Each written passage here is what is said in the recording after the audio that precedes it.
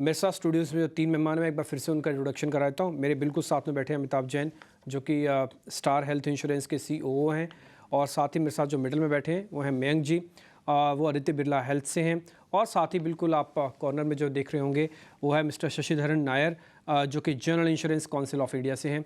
बहुत बहुत शुक्रिया आप तीनों का, आपने आज समय निकाला। पहले तो इसके लिए बहुत शुक्रिया। सैटरडे के दिन मैं समझ सकता हूँ कि समय निकालना ही अपने आप में बड़ा मुश्किल होता है, लेकिन फिर भी आपने निकाला, इसके लिए बहुत शुक्रिया।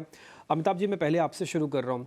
कई बार क्या होता है ना कि आपको, जैसे मैं अभी स्टार्टिंग में नीरज से बता रहे थे, कोविड ने एक नया फेज़ आपको दिया। जब तक आपके घर में कोई बीमार नहीं होगा ना, तो आपको हेल्थ इंश्योरेंस की कीमत समझ नहीं आती है, आपको उसकी इंपॉर्टेंस समझ में नहीं आती है। क्या सबके घर में बीमार होना ही ज़रूरी है? क्या उससे पहले नहीं जा सकते हेल्थ इंश्योरेंस के लिए? ये क्यों नहीं है फेज़ इंडिया के अंदर? ये गैप क्यों है? बहुत ही अच्छा प्रश्न है। मैं समझता हूँ कि कोविड के बाद जो एक बूस्ट मिला था, अब फिर से एक बूस्ट की ज़रूरत है। और मीडिया की एक अहम भूमिका तो है ही जागरूकता बढ़ाने में, पर जो 3 स्तंभ हैं इंश्योरेंस को आगे बढ़ाने में, एक है अवेयरनेस, फिर है एक्सेस और अफोर्डेबिलिटी। तो हम एक जागरूकता की बात करें, एक पहुंच की बात करें, और एक किफ़ायती दर पे इंश्योरेंस मिले उसकी बात करें।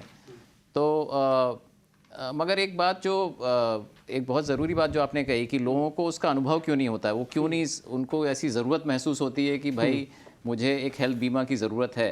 वो इसलिए क्योंकि आज एक बहुत अहम हिस्सा जो इंश्योरेंस का है वो कवर्ड नहीं है, वो है out patient services, out patient coverage. Bharat में आप देखें तो ज़्यादातर जो बीमा आज हो रहा है वो इन पेशेंट हॉस्पिटलाइजेशन का बीमा हो रहा है, और ज़्यादातर शुरुआत एक आउट पेशेंट से शुरुआत होती है, ओपीडी से होती है। ओपीडी से शुरुआत होती है, राइट।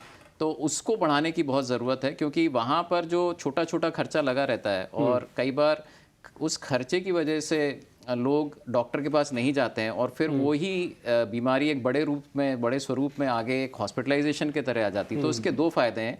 एक तो बीमा बढ़ेगा, लोगों की जागरूकता बढ़ेगी, लोग उसको अपनाएंगे क्योंकि उनको एक डायरेक्ट बेनिफिट दिखेगा। और दूसरा, सही टाइम पे अगर इलाज होगा तो जो बाद में एक सिवियरिटी जो बढ़ के आती है हॉस्पिटलाइजेशन के तौर पे, वो काफ़ी हद तक सॉल्व हो सकती है। आप ये कह रहे हैं कि जो ओपीडी वाला हिस्सा है वो सबसे बड़ा चेक पॉइंट है। हाँ, वहीं से हेल्थ इंश्योरेंस का और वेलनेस साथ में। वेलनेस। हाँ, क्योंकि अगर आप जुड़े रहेंगे अपने कस्टमर के साथ, अपने ग्राहक के साथ, तो आप उसको प्रेरित कर सकते हैं अच्छी हेल्थ रखने में। आप उसको इंसेंटिवाइज कर सकते हैं रिवॉर्ड पॉइंट्स के जरिए। आप उसको, आप देखें बाहर के मार्केट्स में रिवॉर्ड्स ऑन बेटर हेल्थ बहुत एक अहम हिस्सा है सारे इंश्योरेंस के को बढ़ाने में, जिससे कि एक अच्छी हैबिट्स को हम डेवलप कर पाएँ लोगों में, उनको इन्फ्लुएंस कर पाएँ अपनी हेल्थ का ख्याल रखने के लिए। और दूसरा एक मुझे लगता है कि एक्सेस, जो डिस्ट्रीब्यूशन है, जो अब हमें भारत की तरफ बढ़ने की ज़रूरत है, क्योंकि अभी तक आप देखें 6 करोड़ लाइव्स ही रिटेल इंश्योरेंस से जुड़ी हुई हैं आज भी। इतना आज हम जो कोविड के बाद पहुँचे हैं, 6 करोड़ लाइव्स ही जुड़ी हुई हैं।